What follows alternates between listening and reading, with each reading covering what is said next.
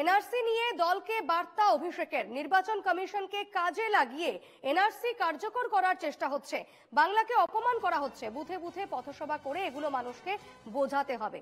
আরো একবার জানাবো বিষয়টি, এনআরসি নিয়ে রীতিমতো দলকে কড়া বার্তা দিয়েছেন অভিষেক বন্দ্যোপাধ্যায়। নির্বাচন কমিশনকে কাজে লাগিয়ে এনআরসি কার্যকর করার চেষ্টা হচ্ছে, এই অভিযোগ অভিষেক বন্দ্যোপাধ্যায়। বাংলাকে অপমান করা হচ্ছে, বুথে বুথে পথসভা করে এগুলো মানুষকে বোঝাতে হবে, এমনটাই কিন্তু একেবারে ভার্চুয়াল বৈঠক থেকে দলীয় কর্মীদেরকে বললেন অভিষেক বন্দ্যোপাধ্যায়। সরাসরি কথা বলে নেব, দেবারতী রয়েছেন আমার সঙ্গে। দেবারতী, এনআরসি নিয়ে মূলত কি বার্তা দিলেন এই ভার্চুয়াল বৈঠক থেকে অভিষেক?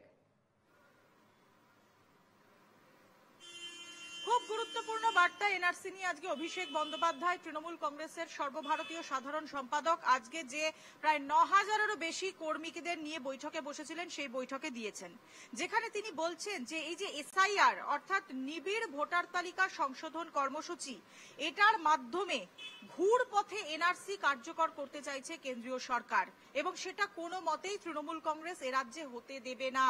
কারণ এনআরসি হলে কার্যত বাংলা ভাষায় যারা কথা বলে তাদেরকে জোর করে এ রাজ্য থেকে বাইরে বের করে দেওয়া হবে, এবং ভোটার তালিকায় নাম কাটা যাওয়া মানে, এবং দলীয় কর্মীদের নির্দেশিকা দেওয়া হয়েছে যে আপনারা প্রত্যেকের বাড়ি বাড়ি যান, প্রত্যেকের বাড়ি বাড়ি গিয়ে বোঝান যে এই এনআরসি হলে আপনাদের কি ক্ষতি হবে, আপনাকে আপনার এত বছরের দেশ ছেড়ে চলে যেতে হবে, এবং বাবা মায়ের যে বার্থ সার্টিফিকেট, সেই বার্থ সার্টিফিকেট কেউ যদি আপনার থেকে চেয়ে থাকে তাহলে তাকে স্পষ্টত বলবেন, সাধারণ মানুষকে বোঝানোর কথা বলছেন যে তাকে স্পষ্টত বলবেন যে যিনি এই বার্থ সার্টিফিকেট দেখতে পাচ্ছেন, দেশের স্বরাষ্ট্রমন্ত্রী অমিত শাহ, তিনি তার বাবা মার বার্থ সার্টিফিকেট কি দেখাতে পারবেন?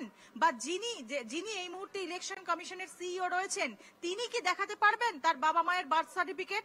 সুতরাং কারোর পক্ষেই তার বাবা মায়ের, যার ৮০ বছর বয়স, যার ৭০ বছর বয়স, তিনি কি বার্থ সার্টিফিকেট দেখাতে পারবেন? পারবেন না। তার মানে তাকে এনআরসির তালিকায় ফেলে দেওয়া হবে, এটা কোনোভাবেই তৃণমূল কংগ্রেস মেনে নেবে না।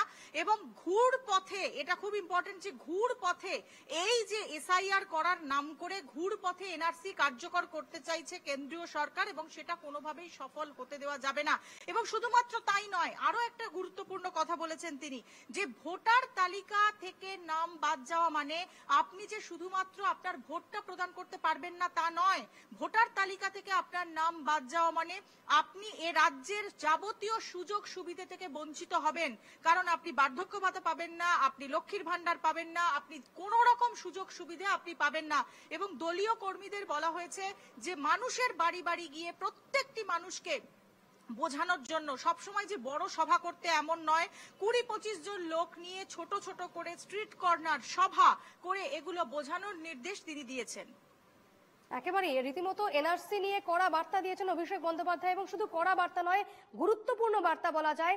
ছোট ছোট সভা করে মানুষকে বোঝাতে হবে যে এনআরসি কার্যকর করার চেষ্টা চলছে, ঘুর পথে এনআরসি কার্যকর করা হচ্ছে, নির্বাচন কমিশনকে কাজে লাগিয়ে এনআরসি কার্যকর করার চেষ্টা হচ্ছে, এবং সেটা বাংলাকে অপমান করার জন্য, এবং সেটা কোনোভাবেই হতে দেওয়া যায় না।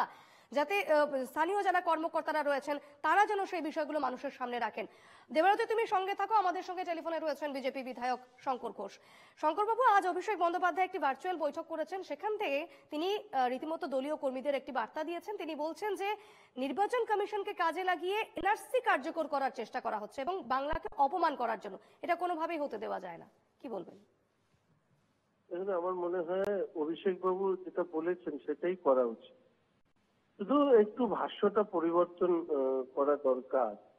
যে রাজনীতিকে কাজে লাগিয়ে অভিষেক বাবু এবং তার পরিবার যে হাজার হাজার কোটি টাকার সম্পত্তি কিভাবে বানিয়েছেন, এর জাদু মন্ত্রটা মনে হয় ওনার রাজনৈতিক দলের কর্মীদেরকে জানানো দরকার।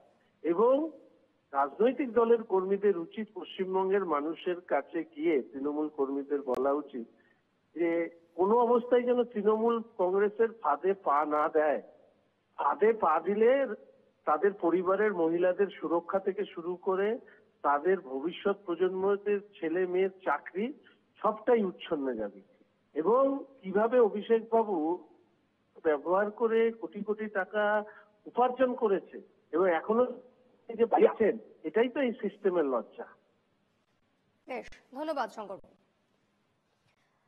কথা বলছিলাম প্রতিনিধি দেবারতী ঘোষের সঙ্গে। দেবারতী, তোমাকে ধন্যবাদ।